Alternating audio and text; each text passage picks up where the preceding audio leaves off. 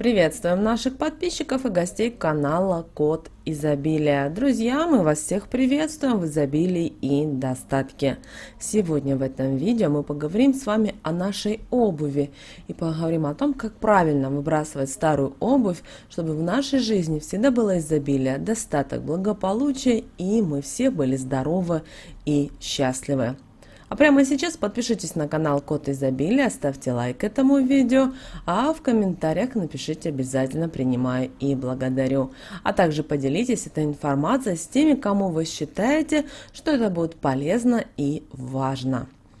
Сегодня по обуви можно судить об аккуратности человека, о его вкусе, также и о достатке хозяина. То в прежние времена обувь значила гораздо больше. И наши предки связывали обувь с жизненной силой владельца. Она воспринималась как зеркало души хозяина. И приметы об обуви могли подсказать, как правильно поступить, чего ждать и чего остерегаться. Если вы случайно перепутали вне дома, например, в гостях, в фитнес-клубе свою обувь и надели чужую, то знайте, что это к неожиданной радости и обретению новых знакомых. Когда будете обмениваться, не забудьте подарить человеку какой-то маленький подарок. И пусть это будет даже обычная конфетка. И помните, тогда будет удача всегда на вашей стороне. Если у вас сломался каблук, то это предвещало всегда потерю денег. Поэтому обязательно следите за обувью и своевременно относите ее в мастерскую. Нельзя никогда ставить башмаки на стол. Это предрекает ссору с близкими людьми.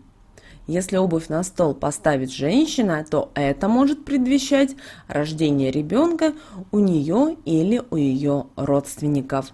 А дарить обувь любимому человеку нужно такую, чтобы она обязательно понравилась ему и была впору. Это тогда к продолжительным отношениям. Но тапочки никогда дарить не стоит. Преподнесенные в качестве подарка, тапочки символизируют загробный мир. И считается, что тапочки, подаренные близкому человеку, предвещают ухудшение отношений с ним. А вот скрипучая обувь говорит о том, что владелец ее кого-то обидел. Поэтому вспомните и постарайтесь помириться с этим человеком. Причем идти с повинной к нему нужно именно в таких скрипучих ботинках. Обязательно перепроверяйте коробки с обувью, почистите ту, что угодно к носке, а от старой всегда избавляйтесь. Хранить в доме дырявую обувь к болезням, к проблемам. Однако просто выкидывать обувь не рекомендуется. Через нее можно навести порчу, поэтому лучше ее сжечь. Это отпугивает злых духов. Если на шнурках завязался узелок, не волнуйтесь.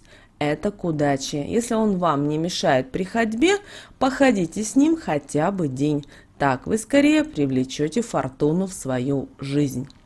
Любая обувь стоять должна на полке правильно. Правый ботинок не должен перекрещиваться с левым. Они не должны меняться местами. Неправильное положение предрекает ссоры, неурядицы и недопонимания в доме. Однако, если вы хотите увидеть во сне любимого человека, вам нужно взять обувь и поставить в своей комнате и расположить ее буквой «Т». На ответственное мероприятие лучше не надевать новую обувь. Это может отпугнуть удачу. Не выкаблучивайтесь, наденьте старую. Рекомендуется сжечь старую обувь перед дальней дорогой и взять с собой в носовой платочек немного пепла. Это будет достаточно хорошим оберегом в дороге. Также не надевайте сапоги на босую ногу. Это к материальным потерям. Никогда не играйте в азартные игры, если вы обуты на босую ногу. Вам не сорвать никогда джекпот. Если вы случайно надели правый ботинок на левую ногу, а левый на правую, это может предвещать потерю репутации, клевету и наветы. Поставить обувь, перепутав правую и левую стороны, может означать какую-то опасность, которая связана именно со здоровьем. Когда вы идете на важную встречу, положите в обувь под левую пятку пятачок. Это привлечет удачу и поможет вам преодолеть любые сложные ситуации. Если жених выпьет из туфельки невесты все до капли, любовь к ней будет переполнять всю свою жизнь. Про обувь невесты говорят, что на свадьбе обязательно должны быть закрытые туфли, а не босоножки. Считается, что чем больше дырочек и плетений на обуви невесты, тем больше вероятность, что через них убежит ее женское счастье. Перед свадьбой невесте надо поносить туфли, хотя бы дома. Ношеные туфли принесут будущей жене счастье, удачу и радость. Как же выбрасывать старую обувь?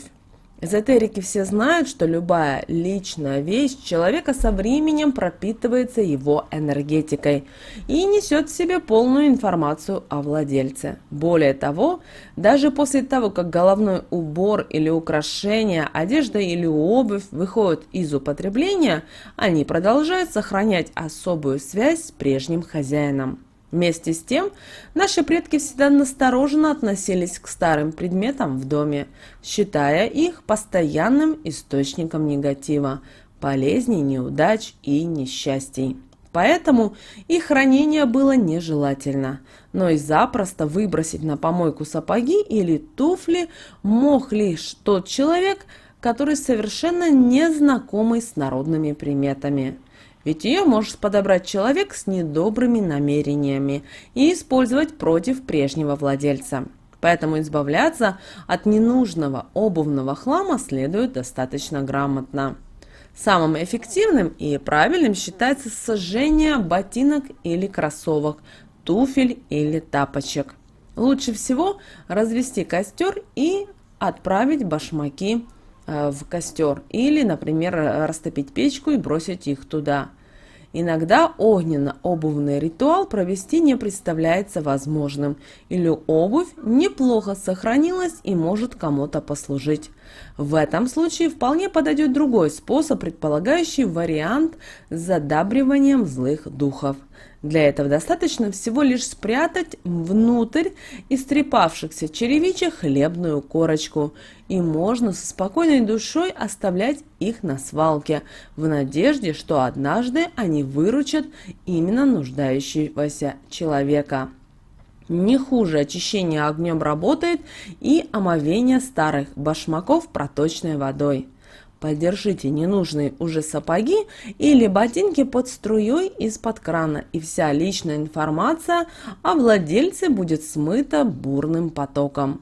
А обезличенная обувка уже не несет никакой опасности прежнему хозяину, и потому вполне может быть кому-то подарена. Ведь не зря наши предки верили, что тот, кто никогда безвозмездно не отдавал другому свои сапоги, после смерти обречен бродить по загромному миру босиком.